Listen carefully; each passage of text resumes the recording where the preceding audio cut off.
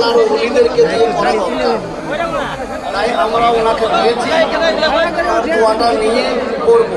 কিন্তু 1 মিনিটের জন্য আমি হযরতকে কষ্ট দেব। হযরত 1 মিনিট আপনি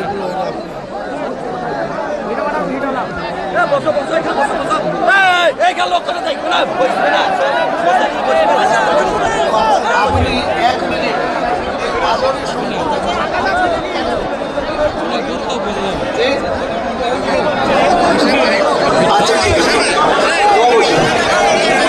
আসসালামু আলাইকুম। আজকে আমাদের কাছে ঐতিহাসিক দিন। তার কারণ হলো আপনারা জানেন আমাদের প্রিয় নেতা জনাব হুমায়ুন কবির সাহেব, তিনি যেদিন এই সংখ্যালঘুদের পাশে দাঁড়িয়ে আমাদের মনের ভাব আবেগ নিয়ে যারা খেলেছিল, আমরা একদল সংখ্যালঘুরা বলেছিলাম সুপ্রিম কোর্টের আইন আমরা দেশের সর্বোচ্চ আদালতের আইন মেনে নিয়েছি, কিন্তু আমাদের মনের ক্ষত বাবরি মসজিদ আমাদের কাছে ফেরেনি।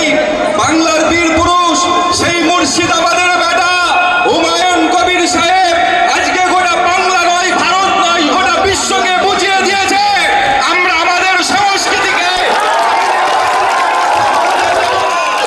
আজকে এই বাবরি মসজিদ সম্প্রীতির বার্তা।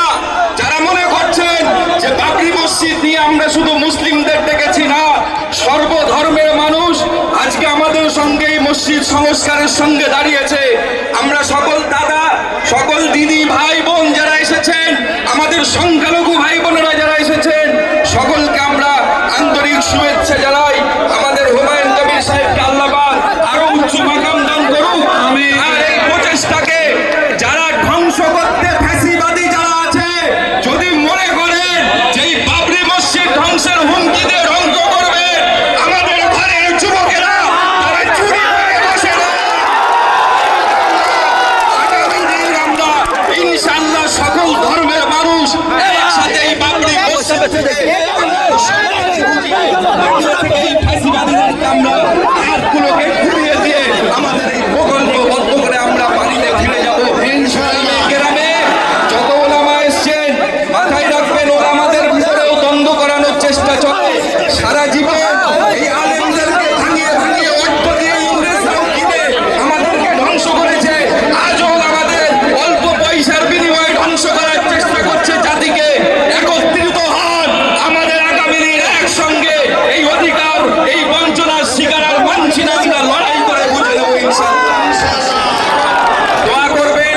আপনারা জানেন বসিরহাটে এশিয়া উপমহাদেশের অন্যতম আলেমে দ্বীন হযরত আল্লামা রুহুল আমিন রহমাতুল্লাহ আলাইহি, যার কিতাব সবাই পড়েন, আজকে তাঁরই আওলাদ হযরত পীর আল্লামা শরফুল আমিন সাহেব হুজুর, তিনি দোয়া করবেন।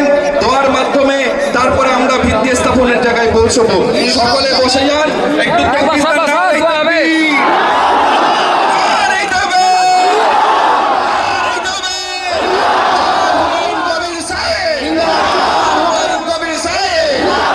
সকল আলেম ওলামা গণ জিন্দাবাদ, হাফেজকারী গণ জিন্দাবাদ, মুসল্লি গণ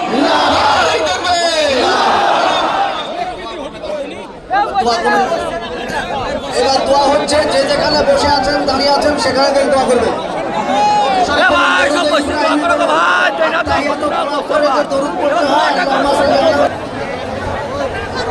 দাদা এখানে এসো,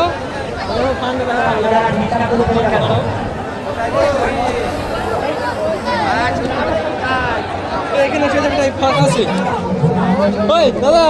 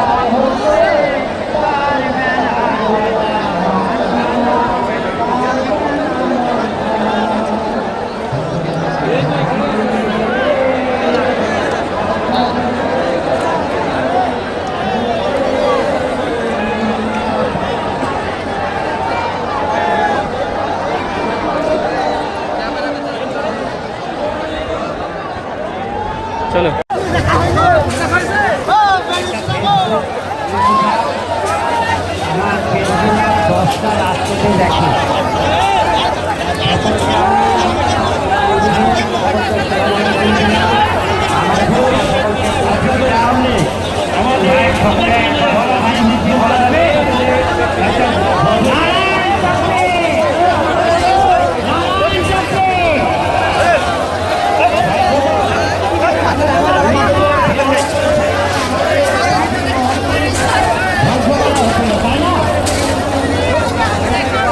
ছোট গঠন করবো আপনাদের কাছে ভালো লাগে আপনারা কেউ যাবেন না দাঁড়িয়ে মুরগি শুনে বাংলা জিনিস কীভাবে মানে মানুষ বুঝে তো বিষয়গুলো